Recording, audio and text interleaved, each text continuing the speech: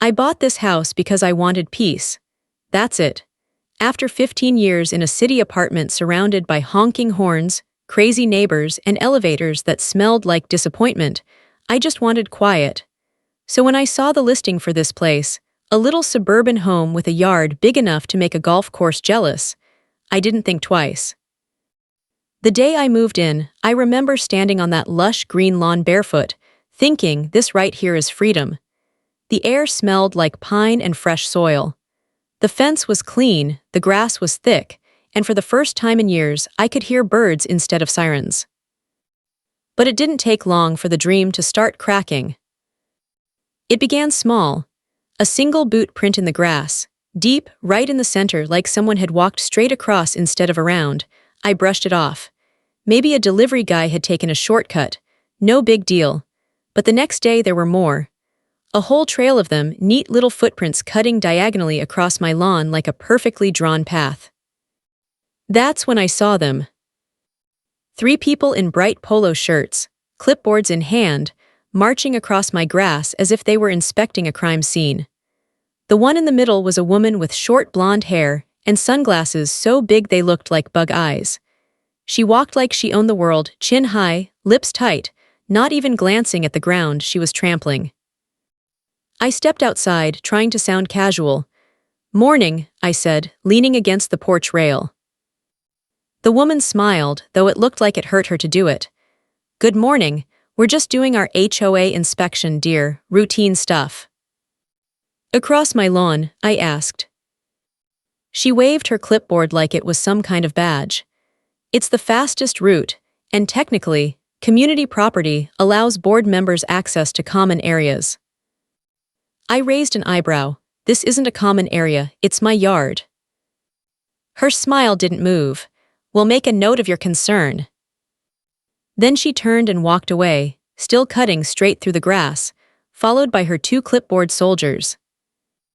I stood there, watching them step through my flower bed on the way out, and I swear, something deep in my brain whispered, "That's not the last time you'll see them." Later that night, I learned her name. Karen, of course. She was the HOA president, the self-proclaimed guardian of neighborhood standards. Apparently, everyone knew her. Every neighbor I talked to had a story. One guy said she fined him for leaving his hose out too long.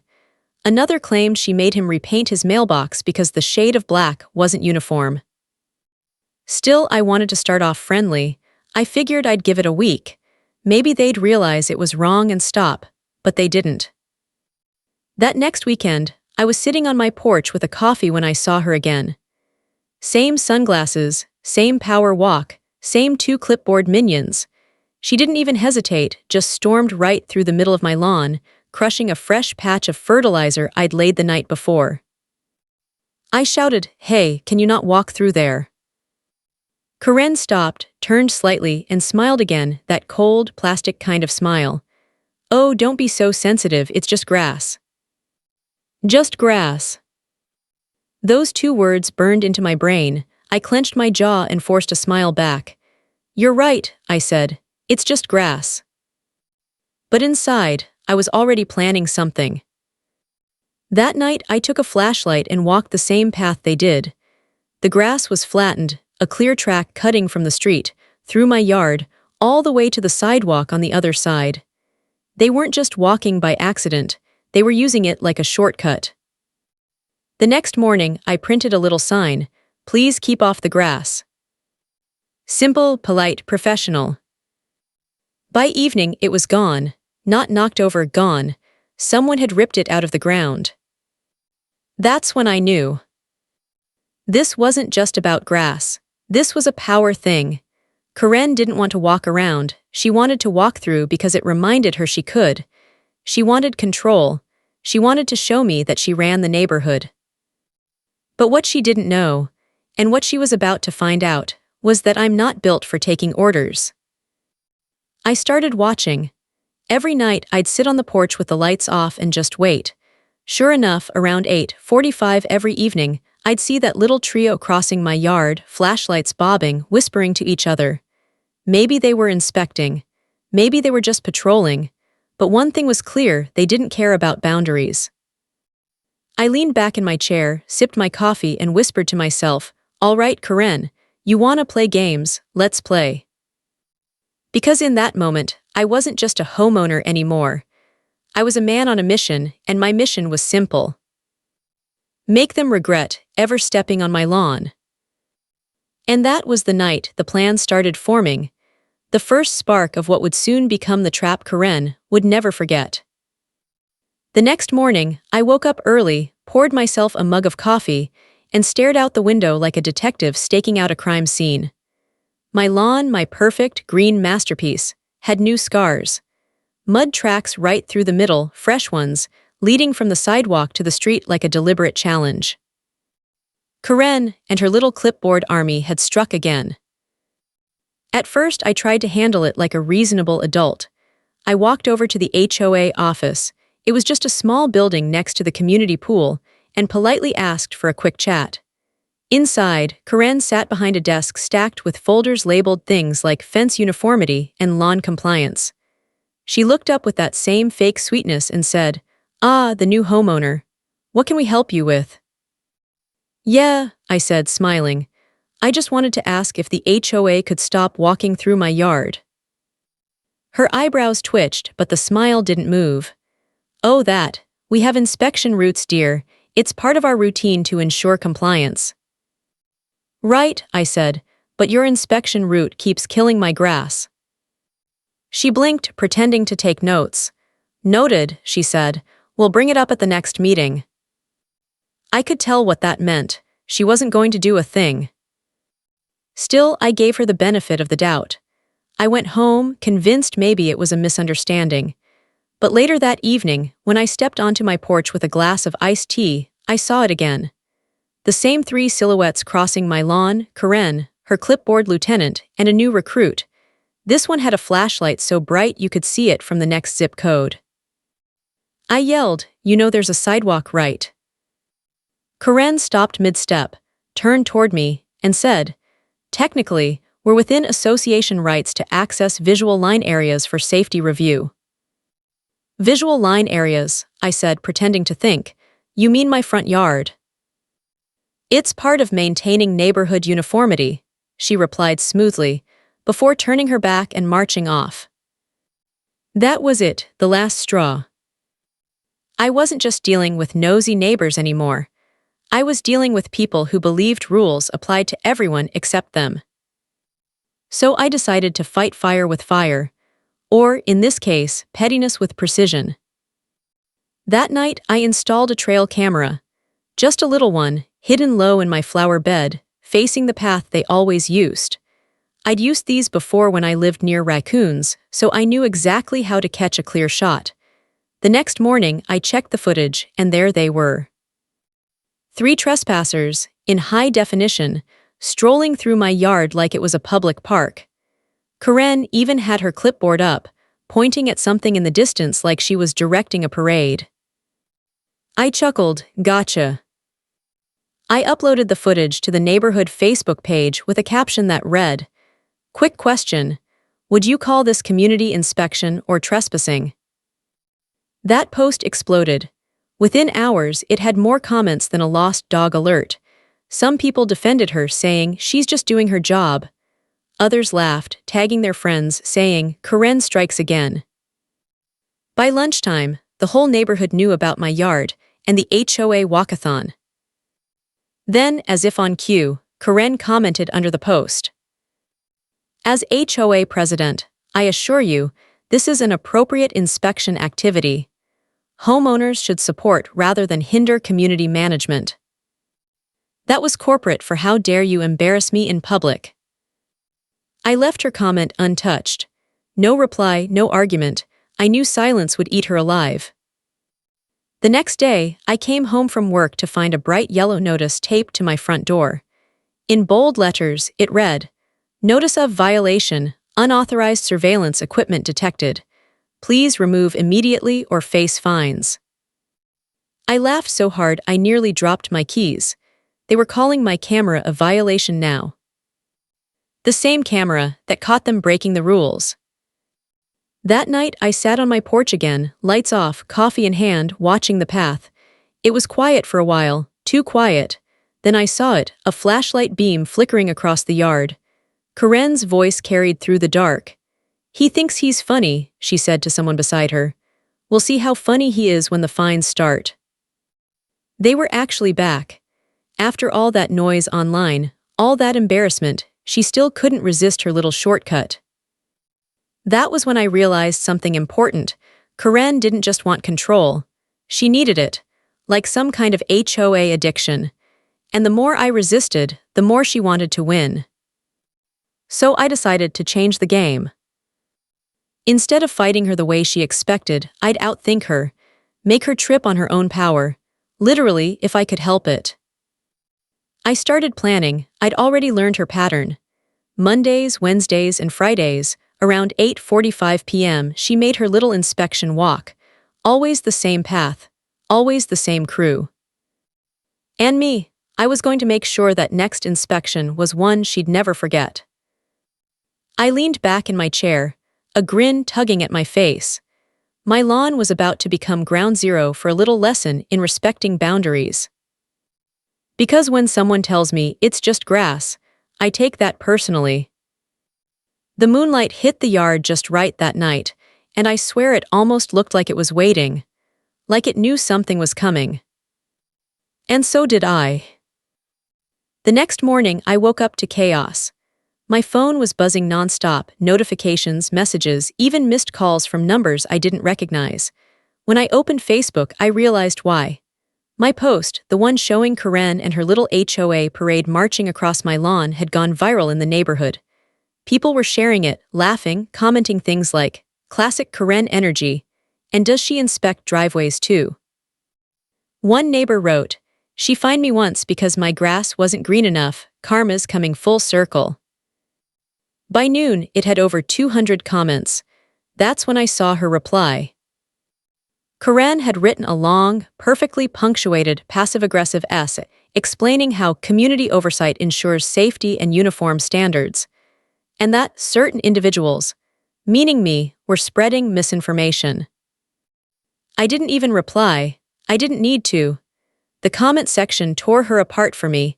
People were posting memes of her walking across lawns. Someone even made a GIF calling her Inspector Karen. By evening, the post had done exactly what I wanted, exposed her power trip to the whole community. But I knew her type. She wouldn't back down. She'd come after me twice as hard.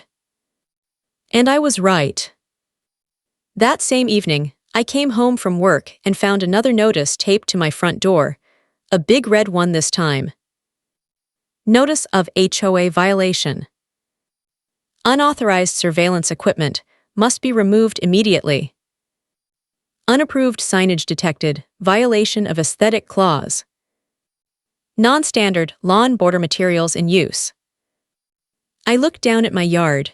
My so-called non-standard materials were a couple of solar lights I'd bought from Home Depot. I laughed out loud. This wasn't about rules anymore. It was about revenge. Karen had lost face publicly, and now she wanted it back. I walked straight to my garage, grabbed my phone and called her. "Karen," I said, keeping my tone calm, "I got your notice. I just want to make sure I understand. The HOA is citing me for having a camera on my own property." Her voice came through sweet as syrup.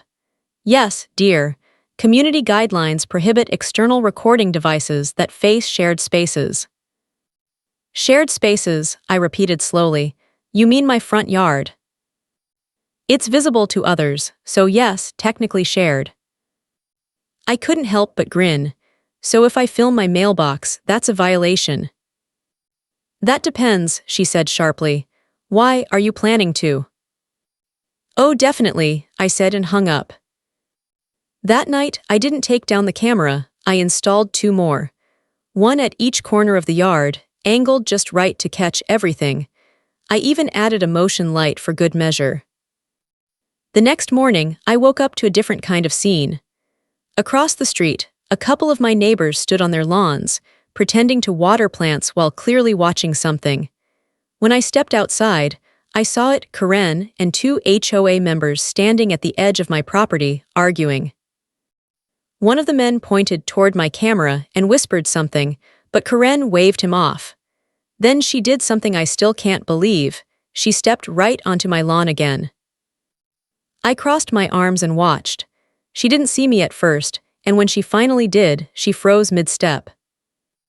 "Morning, Karen," I called out, voice calm. "Back for another inspection." She cleared her throat. "We're verifying a safety concern regarding your lighting installation." "Oh good," I said, "because my lights work just fine. Want me to turn them on for you?" Her lips pressed into a thin line. "You're being difficult, sir." "And you're trespassing," I said, stepping closer. "Again." That was the first time I saw her lose composure. Her face twitched, her hands tightened around that clipboard, and she took a step back. "We'll be issuing further fines," she said, before turning and walking off, heels stabbing into the grass like angry punctuation marks. As she left, one of my neighbors clapped quietly from across the street. Another gave me a thumbs up. It felt good, really good, but I also knew this wasn't over. Karen didn't seem like the type to stop when she was losing. She'd double down. Sure enough, 2 days later, I received an official letter from the HOA board, not just a notice, but a full-blown warning. They accused me of creating a hostile environment for community representatives and threatened legal escalation if I continued my disruptive conduct. I couldn't help but laugh. Legal escalation over grass. Still, I wasn't taking chances. I printed every email, saved every notice, and kept all the camera footage backed up. That night, I watched the latest recordings. Karen hadn't come back, not yet, but one of her assistants had walked halfway across the yard, looked straight into my camera, and flipped it off before walking away. I leaned back in my chair, smiling.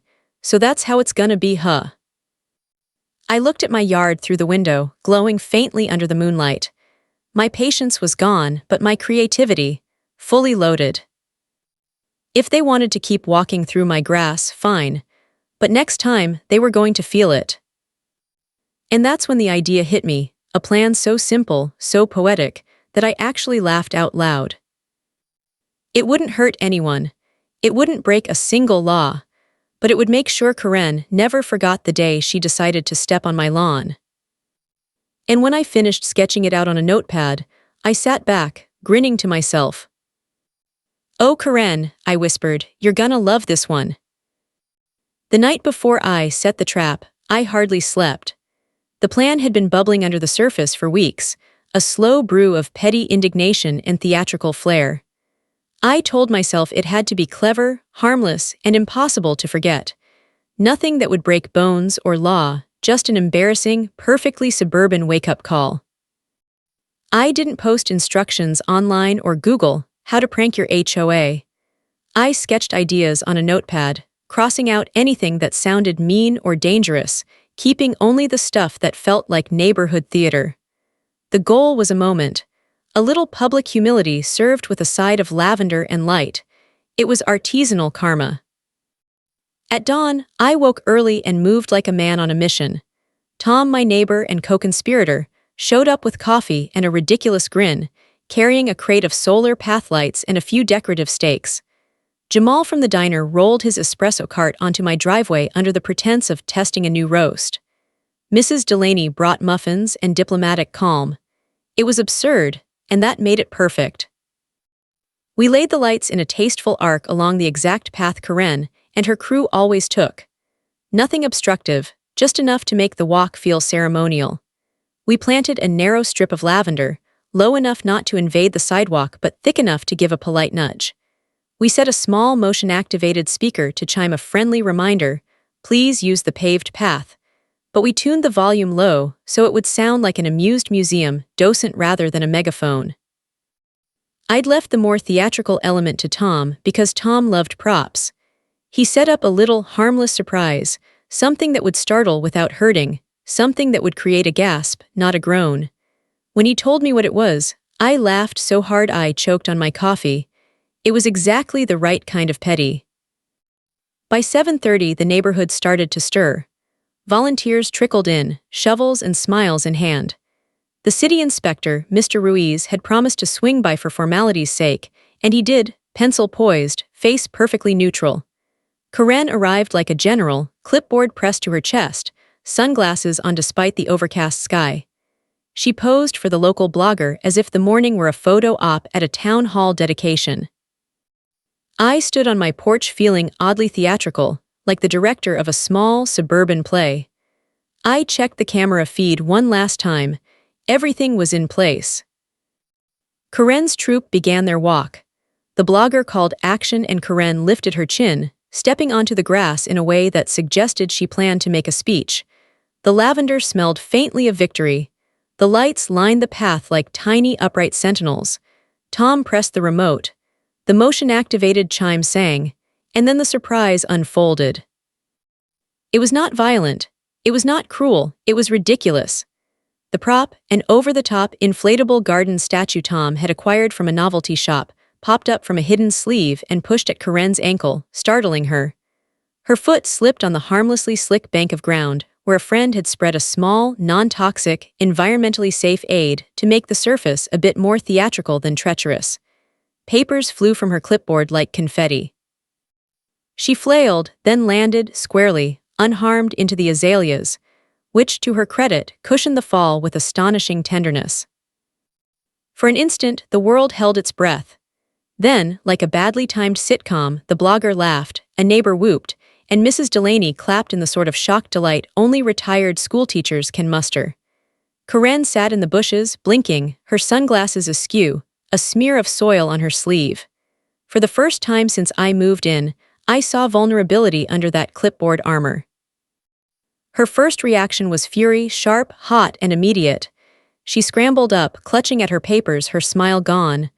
"What is wrong with you?" she yelled, voice cracking with indignation. "This is dangerous. You could have injured someone." The blogger stopped filming, the crowd hushed, and for a beat I wondered if I'd misjudged everything. Had I crossed a line? Had my need for theatrical justice become an ugly spectacle? Then something unexpected happened. Karen stood, took a breath, wiped dirt from her hand and looked around. The camera caught the exact moment her face shifted from rage to embarrassment to, I swear, something like recognition. She glanced at the lavender, the solar lights, the muffins, the hand-drawn sign someone had pinned to a stake that read, "Please use the paved path." Her voice softened just an inch. "This was a setup," she said, and there was no triumph in it, only a brittle, defeated note. But the fallout came fast. Before words of reconciliation could form, she snapped a photo of the scene, pulled out her phone, and began composing a message, presumably to the HOA board. Someone in the crowd muttered, "She's notifying the board," and the air went colder. A teenager across the street had live-streamed the beginning, and now comments were flying. I watched Karen wipe soil from her blouse, hear her accusation hang in the morning air like a challenge, and felt my stomach drop. The moment had been comic, maybe even instructive, but it had also put me in the spotlight in a way I hadn't anticipated. When the first notification pinged on my phone, "Formal complaint filed," I read it and felt something else. The game was changing. Karen could scold and sue. She could marshal forms and fines. And somewhere, an anonymous hand might decide to escalate. I looked at the footage again. In the corner, a shadow moved, someone I hadn't noticed. It wasn't Tom, Jamal, or Mrs. Delaney. It was a figure hurrying away down the sidewalk, face obscured. My heart did a weird little flop. Someone else had been there, watching, and now they might be the one to turn the prank into something uglier.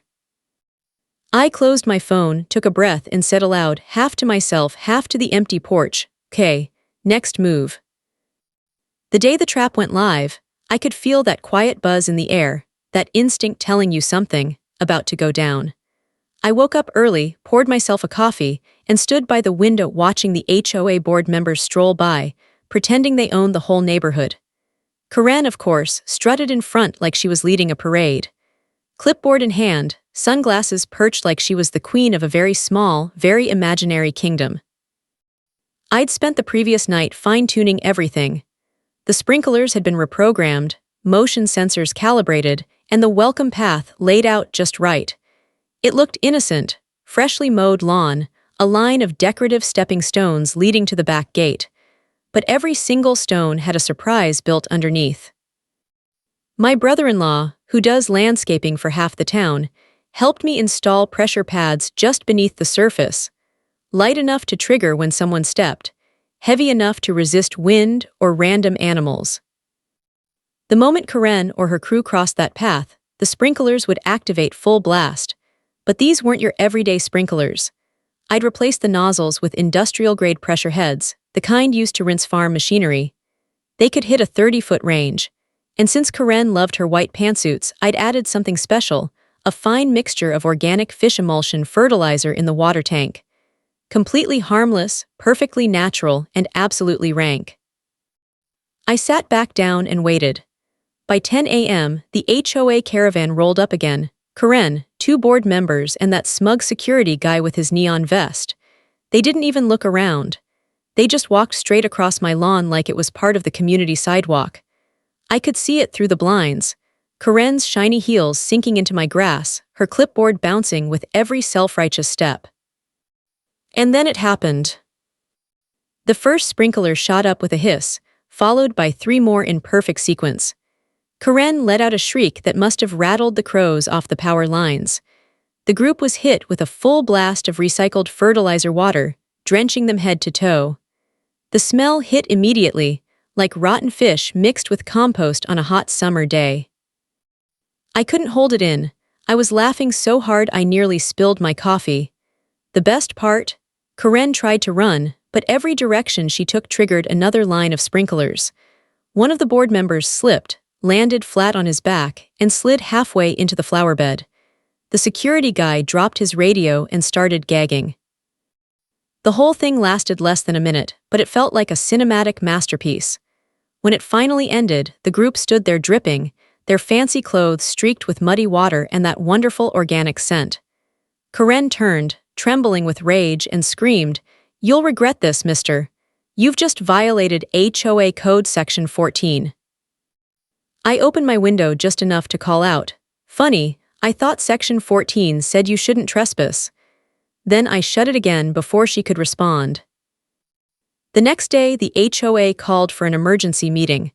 I was strongly encouraged to attend. That alone made me grin. I walked in wearing jeans, boots still dusted from mowing, and sat down at the table like I owned the place. Karen was already there, wrapped in a giant shawl, glaring daggers at me. Her hair still had that faint, fishy shine. She slammed her papers down and started ranting about malicious intent and sabotage. I just leaned back and asked calmly, "Did your board have written permission to enter my property?" Silence. The room went dead quiet. Even the secretary stopped typing. Karen stammered something about routine inspection, but one of the older members interrupted her, saying, "Technically, she's right. We weren't authorized." That was my opening. I slid a copy of my new no trespassing sign permit across the table. "Filed this yesterday," I said, smiling. "The county sheriff approved it. Next time anyone steps on my lawn without consent, it's criminal trespass." Karen's jaw tightened so hard I thought she might crack a tooth. But the best part? The security guy from the incident had already posted the sprinkler video online. It was everywhere, local Facebook groups, Reddit, even a meme page called HOA Fails. When I walked out of that meeting, half the neighborhood gave me a nod or a grin. Karen had lost her shine, and everyone knew it. But what I didn't know yet was that she wasn't done. Because that same night, long after sunset, I caught the glint of a flashlight moving across my backyard. Slow, careful, deliberate, Karen wasn't just mad, she was plotting something big. And I was ready for it. It was just after midnight when I saw the beam of light. Thin, shaky, and crawling across my fence like a ghost searching for revenge. The neighborhood was quiet, no dogs barking, no cars, just the soft hum of cicadas and the faint rustle of leaves in the warm summer air. I was sitting on my porch with a cold beer, half expecting something like this. Karen wasn't the type to take embarrassment lying down.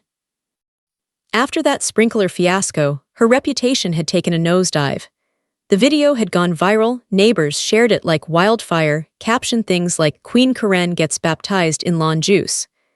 She tried to demand that everyone take it down, but once something's online, it's there forever. I knew she'd come back eventually, not to apologize, but to even the score. I set my beer down and killed the porch light. The flashlight beam moved closer, sweeping across my shed, then the garden, then right toward the no trespassing sign I'd nailed to the gate just that morning. That's when I heard it, the distinct click of the latch being lifted. She was actually coming in. I quietly stepped inside, grabbed my phone, and started recording from the back window. The figure moved slowly across the grass, muttering under her breath. Even in the dim glow, I could see that bob haircut and that ridiculous floral robe she must have thrown on over her pajamas. Karen, queen of the HOA, sneaking into my backyard like a cat burglar. She crouched near my flower bed and pulled something from her tote bag, looked like a spray can. My guess. She was planning to vandalize something, maybe mark my fence with one of her passive-aggressive HOA warnings. But before she could even aim, a low whirring sound started from the shed. I smiled. That sound meant the motion sensors had just activated.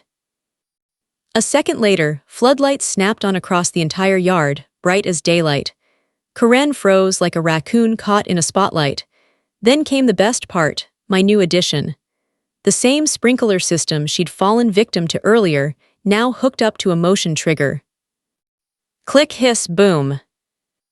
A geyser of water erupted straight up, drenching her from head to toe before she could even scream. The pressure was so strong it knocked the spray can right out of her hand. She spun around, shrieking, slipping in the mud, and landed flat on her back. I couldn't resist. I stepped out onto the porch and flipped on the camera's zoom. Evening, Karen, I called out, calm as could be, doing a little late-night gardening. She scrambled to her knees, sputtering and furious. You can't, this is harassment, she yelled, pointing her finger at me like a waterlogged prosecutor. Harassment, I said, leaning on the porch railing. Karen, you're trespassing on private property, again. Her jaw dropped, realizing I had her on camera. I could practically see the gears turning in her head, trying to find some ridiculous HOA clause to save her. But there was nothing this time. No gray area, no community right-of-way. She was caught red-handed, and she knew it. I told her to leave before I called the sheriff. She shouted something unintelligible, stomped toward the gate, and slipped one last time in the mud on her way out. The gate banged shut behind her like punctuation to the perfect scene. The next morning, I uploaded the video to the same Facebook group where the first incident had gone viral. The title, Karen returns to the scene of the crime. Within hours, it had thousands of views. By noon, she was trending again, memes, GIFs, the works. Someone even edited in dramatic music and called it the Lawn Wars. I couldn't have written it better myself. But the fallout hit harder than I expected. That evening, the HOA president, an older guy named Tom who'd mostly stayed out of the drama, came to my door. He looked exhausted, holding a manila folder. I'm not here to defend her, he said before I could even speak. Frankly, most of us are tired of her antics, but she's filed a formal complaint against you, claims emotional distress and property sabotage. I nearly laughed out loud. She trespassed twice and got herself soaked both times. That's her own doing. He sighed, I agree. But legally, the HOA board has to review it. She's calling for an emergency disciplinary hearing next week. She wants you fined and possibly removed from the community. I stared at him, trying to decide whether to laugh or just shake my head. Removed, for defending my own lawn. Tom gave a small, sympathetic shrug. Welcome to HOA politics, he said, before turning to leave. As he walked down the path, I caught sight of Karen across the street, peeking out from behind her curtains, phone pressed to her ear, probably calling whoever she could to rally her little army. But what she didn't realize, what none of them did, was that I'd already started building something else. A plan that would turn her next hearing into the last one she ever chaired. Because if Karen wanted a war over my lawn, she was about to learn what happens when you fight on home turf. I didn't sleep much that night. The adrenaline from the midnight showdown kept my brain buzzing, but the thing about adrenaline is it fades, and then you have to do the boring work. Paperwork, evidence, receipts. If I wanted Karen finished, I couldn't rely on sprinklers and viral videos alone. I needed something with teeth, a paper trail that would make the board look at her for more than a soggy tantrum. I started where any amateur detective with time on his hands would: public records. The county's online portal is a wonderful rabbit hole if you have nothing better to do. Permits, invoices, vendor names, check numbers, every small-town civic transaction tells a story if you're willing to read it. I brewed coffee, opened a spreadsheet, and dove in. At first it was slow. A $150 payment to community supplies here, a $300 reimbursement for miscellaneous decor there.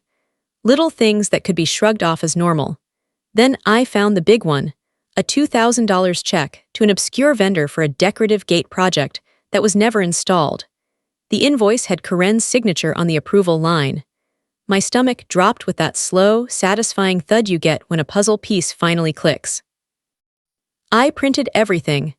Hundreds of pages in a neat stack on my dining table, each one a little convex mirror reflecting exactly how someone could funnel association funds into vanity projects.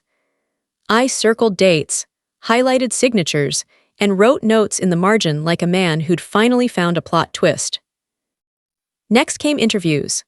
I knocked on doors, handed copies of my findings to neighbors, and asked simple questions. Did you ever see a gate? Most replies were a version of the same answer. No, and we gave money for what? One elderly couple who'd been in the neighborhood 30 years told me Karen had once convinced the board to levy a small assessment for a community improvement, and then posted flowery photos of a gate concept that never arrived. They'd paid, nothing had been delivered. By week's end, I had enough to make a case. Not just gossip, receipts, signed approvals, and a chorus of residents who remembered paying for something that never existed. I packaged it all into a clean PDF, wrote a cover letter addressed to the county auditor's office, and hit send. That little click felt like dropping a stone in a still pond. The ripples would come. 2 weeks later, a suited man with a calm smile showed up at the clubhouse. He introduced himself as an auditor assigned to review several HOA accounts after an anonymous tip. I met him in the meeting room, the same one where Karen had once held court. I laid out my folder and watched his eyebrows move like a metronome. "This is substantial," he said, flipping pages. "And it's not typical bookkeeping oversight. We'll open a formal inquiry." Hearing that felt like standing at the edge of a cliff and being told someone had already parachuted down. Relief soaked into me slow and warm. Word spread faster than I expected. Rumors of an auditor made its way back to the clubhouse and predictably to Karen. She didn't take it well. Instead of humility, she went full offense. Emails accusing me of harassment, a petition to remove my no trespassing signs, and an attempt to schedule a disciplinary hearing to censure me for creating discord. I smiled when I got the notice. The timing told me she was scared. The hearing was scheduled for a Tuesday at noon. Closed-door board members only. That should have been my cue to hire a lawyer and prepare a dramatic entrance. Instead, I did something more comfortable for me. I showed up anyway. I had a right to attend, and if the board wanted to discuss my conduct, they'd have to do it in front of me. When they tried to insist it was private, the treasurer hesitated and then said, "We'll allow him in." Sometimes the rules bend when the optics are bad. As I walked in, the room already hummed with a strange energy. Karen sat at the head of the table, damp stains still faint on the cuff of her blouse, eyes rimmed red. She looked tiny in her fury. The auditor took a seat to one side with a manila folder that looked like a small coffin of truth. The meeting began with Karen's theatrical recitation of grievances, emotional distress, public humiliation, and that old favorite, disruption of community harmony. She played the perfect victim, hands clasped, voice practiced. I watched the board. Some members nodded politely, others avoided eye contact, and one older man, Tom, looked like he'd rather be anywhere else. Then the auditor spoke. His voice was careful, steady. He summarized my submission and then, like a surgeon revealing a diagnosis, presented the invoices and bank statements that didn't match up. There was a hush, the kind you get when the weather changes. Karen's face drained of color. For the next hour, the board asked questions that sounded less like curiosity and more like panic. Where were funds used? Who signed approvals? Why wasn't the community gate built? Karen fumbled. She produced a handful of receipts that didn't correspond to the invoice numbers in the auditor's file. When asked to explain the $2,000 check, she claimed it had been held back pending vendor scheduling. The auditor tilted his head, raised an eyebrow, and said, "We have a cleared check to vendor on file." At the end of the meeting, the board voted. They voted to suspend Karen from duties pending the auditor's full report and to place a temporary financial oversight committee until the inquiry finished. It was the sort of administrative velocity that felt like a guillotine falling slow and certain. As Karen stormed out, she slammed the door hard enough to rattle the windows. I expected a dramatic yell, a threat, something cinematic. What I heard instead was a muffled sob, and then the clack of heels against the parking lot. Neighbors watched from across the street. A few came over and patted my shoulder, whispering thanks. I tried to feel triumphant, but victory felt quieter than I imagined, more like relief than conquest. That night, I lay in bed thinking the war was over. The auditor would do his work, Karen would be held accountable, and my lawn would finally be my lawn. But just as sleep threatened, my phone buzzed with a photo message from an unknown number. It was a snapshot of my driveway, taken earlier that evening, and someone had left a small note on my windshield. The note in the photo read, "This isn't finished." My mouth went dry. The game had shifted from a spat about grass to something that looked a lot more serious.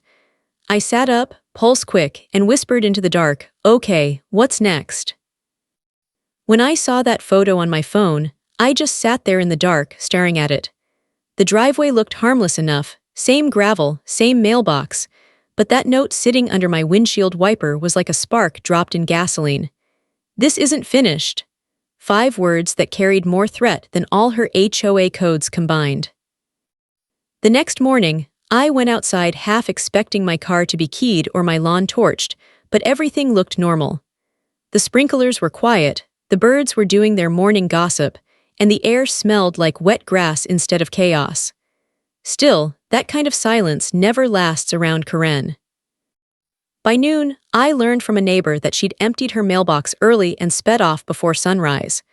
Rumor was she'd been called into the county office for a discussion. The auditor must have found something heavy in those accounts, because within a day, there was an official-looking notice pinned to the HOA clubhouse door, "Temporary management suspension pending investigation." And there, right under it, was her name, Karen Mitchell, suspended indefinitely. For a moment, I thought that was it. No more fights, no more trespassing, no more drama. But Karen's pride was like a weed, it just didn't die easy. That evening, I got home from work and found something new, a half-finished sign hammered into my lawn. It read Community Beautification Project. I laughed out loud. She was still trying to claim my property as some shared playground even after suspension. Except this time, she'd left fingerprints, literally. She'd used bright red paint, and judging from the smear on the edge, she'd been sloppy. So I called the sheriff. I showed them the videos, the texts, the photo of the windshield note, and now this new sign. They didn't roll their eyes this time. They'd seen the viral clips, they'd heard the stories, and the deputy who came out, young guy, probably new, just whistled and said, "Wow, she really picked the wrong lawn to mess with." They dusted for prints, took photos, and filed it all under harassment and vandalism. Apparently, the county investigator had already issued a warrant for HOA financial records, and Karen had skipped her first interview. It took only 2 more days before everything caught up to her. I was trimming the hedge when 2 unmarked cars rolled down the street and parked by her house. She was outside, yelling on her phone, still in that signature white blouse. The agent stepped out calm and polite, flashed badges, and said her name. She froze. The phone slipped from her hand, landing in the grass. Neighbors started peeking out from behind curtains. I stood still, hedge clippers hanging midair, watching it all unfold like a slow-motion movie. They spoke to her for a few minutes, quiet words, paperwork exchange, and then escorted her toward the car. She wasn't handcuffed, but her shoulders were slumped, her head down. It wasn't triumph I felt in that moment, not really. More like closure. The same kind you get after finally mowing a stubborn patch of weeds that kept growing back no matter what. That night, the neighborhood felt lighter. People actually waved again. Tom, the HOA president, stopped by and handed me a formal apology on behalf of the board. He looked tired but relieved. The auditor confirmed misappropriation of funds, he said. We'll have new elections soon. I hope you'll consider joining. I laughed, told him I'd rather wrestle a beehive than sit through another meeting, but I appreciated the offer. By the next weekend, the Community Beautification Project sign was gone, replaced by something better. A simple wooden post that said private property, respect your neighbor. Most people understood the message. Life went back to something close to normal after that. The sprinklers only came on when I wanted them to. The fish emulsion got replaced with lavender fertilizer. I started hosting small barbecues, and folks who used to avoid eye contact with me now brought over potato salad and folding chairs. It was like the whole street had been holding its breath until HOAKaren finally stepped off the stage. Weeks later, I got a letter from the county. They thanked me for the evidence and said the case was resolved with restitution. Apparently, HOAKaren had to repay the missing funds and step down permanently from all HOA involvement.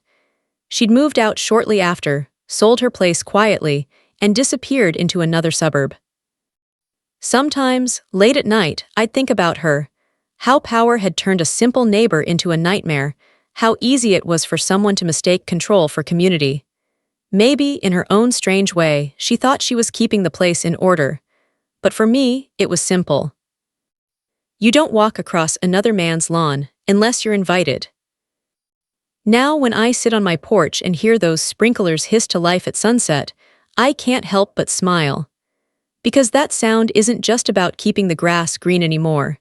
It's a reminder that no matter how many HOAKarens the world throws your way, there's always a way to stand your ground, with patience, humor, and just the right kind of pressure. And if anyone ever forgets, well, let's just say my lawn still knows how to defend itself. Every HOA has a story on HOA headaches. You'll hear the ones they tried to bury. Subscribe today.